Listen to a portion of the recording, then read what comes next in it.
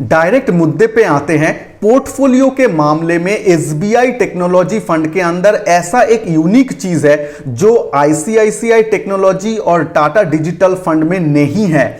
यहां पे SBI technology fund अपने आप को थोड़ा सा अलग किया है। कैसे? ये एसबीआई में देखिएगा पोर्टफोलियो में थोड़ा सा बाहर का जो टेक्नोलॉजी स्टॉक है उसको इन्होंने लेने का कोशिश किया है, जैसे कि अल्फाबेट यानी गूगल, नेटफ्लिक्स और एनवीडिया स्पेशली आप लोग जो गेम वगैरह जो लोग खेलते हैं तो गेमिंग का जो ग्राफिक कार्ड होता है गेमिंग पीसी में, उसमें एनवीडिया का मोनोपोली बिजनेस रहता है। चिप मेकिंग कंपनी आप बोल सकते हैं। और अभी वर्ल्ड वाइड आप सेमीकंडक्टर चिप का कुछ एक स्केर्सिटी चल रहा है, अभाव चल रहा है, तो इसके चलते जो सेमीकंडक्टर कंपनीज है उसका डिमांड बढ़ गया है। तो एनवीडिया कंपनी इसमें बहुत अच्छा बेट बनता है। उसके साथ साथ नेटफ्लिक्स, आजकल हम लोग भी नेटफ्लिक्स का बहुत ज्यादा यूज करने लगे हैं इंडिया में, और नेटफ्लिक्स बाहर का देशों में तो मौजूद था ही, लेकिन इंडिया में भी अभी बिजनेस बहुत अच्छी तरीके से ये लोग एक्सपेंड कर रहा है। इसके साथ साथ गूगल तो आप जानते ही हैं। तो बाहर का ये सब जो टेक्नोलॉजी ग्रोथ वाला स्टॉक है इसको एसबीआई अपना पोर्टफोलियो में शामिल कर रहा है। इससे दो काम हो रहा है। एक, इसको जो डाइवर्सिफिकेशन बहुत अच्छा मिल रहा है, उसके साथ साथ इसका जो रुपी डॉलर इक्वेशन है, आप जानते हैं विदेशों का जब स्टॉक लेते हैं तब अगर हमारा रुपी जो साल दर साल धीरे धीरे डिप्रिशिएट ही ज्यादा हो रहा है उसका भी मुनाफा हमें मिलता है। तो ये दो फायदा एसबीआई का पोर्टफोलियो में देखने के लिए मिल रहा है। आईसीआईसीआई और टाटा डिजिटल अभी भी उस हिसाब से विदेशों का स्टॉक में उतना ज्यादा निवेश करने के लिए सोच नहीं रहे हैं। शायद आगे आने वाले मंथ में हम लोगों को देखने को मिले, लेकिन आज के डेट में उन लोगों के पोर्टफोलियो में ज्यादा से ज्यादा डोमेस्टिक स्टॉक ही है। पोर्टफोलियो में और एक चीज लगा जो तीनों ही फंड में एक बैड सिग्नल है, लेकिन इसमें फंड कुछ ज्यादा नहीं कर सकता है। क्यों नहीं कर सकता है वो भी मैं आपको बताऊंगा। आप देखेंगे सिर्फ और सिर्फ एक स्टॉक के ऊपर बेट बहुत ज्यादा है। इंफोसिस के ऊपर बेट लगभग 20% से भी ज्यादा एलोकेशन है हर एक फंड का पोर्टफोलियो में, क्योंकि फंड का जो बेंचमार्क है, जो आईटी इंडेक्स है, उसमें इंफोसिस का जो वेटेज है वो बहुत ज्यादा है। तो अपना बेंचमार्क को रेप्लिकेट करने के लिए, अपना बेंचमार्क को मैच करने के लिए ये सब फंड को भी इंफोसिस में एलोकेशन ज्यादा करना पड़ रहा है। ये हम समझ के चल सकते हैं, लेकिन फिर भी एक स्टॉक में इतना ज्यादा एलोकेशन थोड़ा सा अलार्म हो सकता है। अगर इंफोसिस स्टॉक कोई दिन 5% गिर जाए तो आपका फंड में बहुत ज्यादा नेगेटिव इंपैक्ट आ सकता है। लेकिन इस मामले में टाटा डिजिटल थोड़ा सा आगे हैं, क्योंकि ये लोग इंफोसिस के साथ साथ टीसीएस को भी बहुत ज्यादा वेटेज दिया है। 10% से ज्यादा वेटेज टाटा डिजिटल का पोर्टफोलियो में है टीसीएस को लेके। तो एटलीस्ट दो स्टॉक में डाइवर्सिफाई करना बेटर है रादर देन सिर्फ एक स्टॉक में डाइवर्सिफाई रहना। अब आ जाते हैं एक्सपेंस रेशियो, जिसमें एसबीआई टेक्नोलॉजी फंड को मैं ज्यादा नंबर नहीं दूंगा, क्योंकि एसबीआई टेक्नोलॉजी का फंड का एक्सपेंस रेशियो बहुत हाई है कंपैरेटिवली। 1% से ज्यादा एक्सपेंस रेशियो कोई भी फंड में उतना खास नहीं रहता है। हां, मैं जानता हूं थीमेटिक फंड में थोड़ा सा एक्सपेंस रेशियो हाई होता है, लेकिन इतना भी ज्यादा नहीं। उस मामले में टाटा डिजिटल में एक्सपेंस रेशियो 0.5 का आसपास है, जो अच्छा बैठता है। आईसीआईसीआई का 1% के आसपास है, जो भी ठीक ठाक ही बोल सकते हैं। तो एक्सपेंस रेशियो के हिसाब से सबसे अच्छा है टाटा डिजिटल, उसके बाद आईसीआईसीआई प्रूडेंशियल और उसके बाद एसबीआई टेक्नोलॉजी। अब बहुत ही एक इंपॉर्टेंट पैरामीटर में आऊंगा जिसको आप लोग एकदम नजरअंदाज कर देते हैं जब आप फंड को चूज करते हैं, वो है रिस्क एडजस्टेड रिटर्न। सिर्फ रिटर्न नहीं, देखिए रिटर्न तो ये तीनों ही फंड आपको लगभग सिमिलर दे रहा है, कभी कभी 1-2% ऊपर नीचे, बस उतना ही। लेकिन रिस्क कितना ले रहा है फंड, इसके लिए आप शार्पे रेशियो को हम लोग देखते हैं। जिस फंड का शार्पे रेशियो जितना ज्यादा रहेगा वो फंड कम रिस्क लेके अच्छा रिटर्न आपको दे रहा है। तो शार्पे रेशियो जितना ज्यादा वो फंड उतना अच्छा है।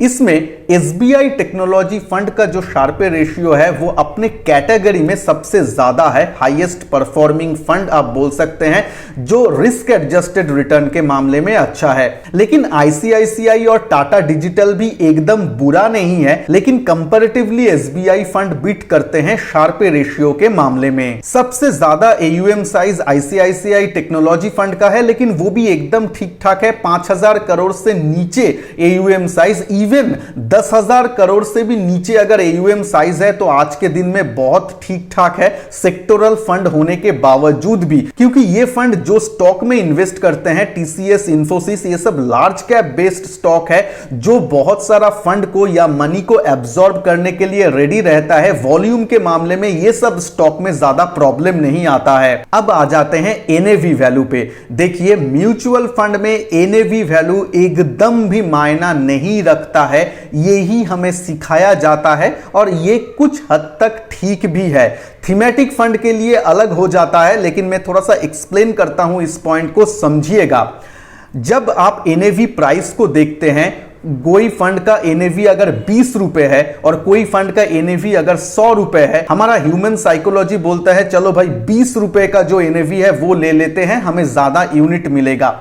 हालांकि म्यूचुअल फंड का जो रिटर्न आता है वो एनएवी का प्राइस के ऊपर डिपेंडेंट नहीं है। ये कोई स्टॉक नहीं है कि 20 रुपए का मतलब है चीप और 100 रुपए के मतलब है ज्यादा कॉस्टली, ये बिल्कुल भी नहीं है, क्योंकि म्यूचुअल फंड में आपको सालाना रिटर्न में ज्यादा ध्यान देना पड़ता है, एनएवी उसमें ज्यादा फैक्टर नहीं होता है। अगर छोटा एनएवी है, इसका मतलब है आपका जो एयूएम साइज है वो कम है। ये मैं नॉर्मल जो डाइवर्सिफाइड अलग सा म्यूचुअल फंड है उसके बारे में ये ज्यादा एप्लीकेबल है, ये थीमेटिक के बारे में ज्यादा एप्लीकेबल नहीं है। यहां पे बात हुआ इसीलिए मैं बोल रहा हूं। अगर आपका कम एनएवी वाला एक फंड मिले, यानी वो फंड नया है, तो इसका एयूएम साइज भी कम होगा। और अगर देखा जाए कि छोटा एयूएम साइज होते हुए भी, नया फंड होते हुए भी वो फंड अच्छा परफॉर्म कर रहा है, तो ऑफ कोर्स आप वो छोटा वाला एनएवी या छोटा वाला एयूएम साइज वाला फंड के साथ जरूर जाइए। लेकिन सिर्फ और सिर्फ एनएवी कम है, वो वैल्यू कम है, उसके बेसिस पे अगर आप कोई फंड चूज करते हैं तो ठीक नहीं होगा। नेक्स्ट और वेरी इंपॉर्टेंट पॉइंट, मेरे कमेंट बॉक्स में भी कमेंट आता है कि टेक्नोलॉजी फंड में एक साल में जो रिटर्न इतना अच्छा दिया है वो देख के ही हम लोग इसमें निवेश किए हैं। सिर्फ मेरा नजरिया एक साल के लिए है। ऐसा अगर है तो आप लोग गलती कर रहे हैं। कोई भी इक्विटी बेस्ड म्यूचुअल फंड में अगर आप एक साल के लिए निवेश करेंगे तो आप लक फैक्टर के ऊपर ज्यादा डिपेंड कर रहे हैं, फंडामेंटल के ऊपर नहीं। आपका अगर लक अच्छा हो तो आप यहां से बहुत अच्छा रिटर्न मिल सकता है, एक साल में 20-30% भी रिटर्न आपको मिल सकता है, लेकिन वो लक के ऊपर डिपेंड हो जाएगा। वो फंडामेंटल या स्टॉक मार्केट का जो नॉर्मल फ्लो है उसके ऊपर डिपेंड नहीं रहेगा। तो लक में अगर आप विश्वास करते हैं तो जरूर जाइए, आपका अगर लक अच्छा है। मेरा तो लक बहुत खराब है, क्योंकि लक के ऊपर अगर आप ज्यादा भरोसा करेंगे तो ये उल्टा भी हो सकता है। एक साल में -20% भी रिटर्न आ सकता है, क्योंकि छोटे अवधि में एक साल 1.5 साल में आप लोग स्टॉक मार्केट को प्रेडिक्ट नहीं कर पाएंगे। अभी वो सवाल कि मैं टेक्नोलॉजी सेक्टर का कौन सा फंड में निवेशित हूं, इसका आंसर मैं क्लियरली देना चाहता हूं। आज के दिन में मेरे पास कोई भी टेक्नोलॉजी फंड नहीं है। हालांकि मैं चाहता हूं कि मेरे पोर्टफोलियो में एक रहे, लेकिन मैं थोड़ा सा अपॉर्चुनिस्टिक हूं। मैं थीमेटिक यानी सेक्टोरल फंड में तब निवेश करता हूं जब वो सेक्टर एकदम नीचे रहे, कोई भी उसको टच ना करे, कोई भी उसके बारे में बात ही नहीं कर रहा है, तब मैं वो सेक्टर में एंट्री लेने के लिए ज्यादा कंफर्टेबल रहता हूं। तो मैं उसके लिए वेट कर रहा हूं, जब वो मौका आएगा मैं खुद भी मेरे पोर्टफोलियो में टेक्नोलॉजी फंड को शामिल करूंगा और आप लोगों के साथ जरूर शेयर करूंगा। लेकिन कोई भी फार्मा सेक्टर हो जाए और टेक्नोलॉजी सेक्टर हो जाए, ये दो सेक्टर मेरे लिए एवरग्रीन सेक्टर है और मैं ये दोनों सेक्टर में ही इंटरेस्टेड हूं। लेकिन मैं मौका ढूंढने का कोशिश कर रहा हूं, जब ये सेक्टर में थोड़ा सा गिरावट आएगा तब मैं एंट्री लेने का कोशिश करूंगा।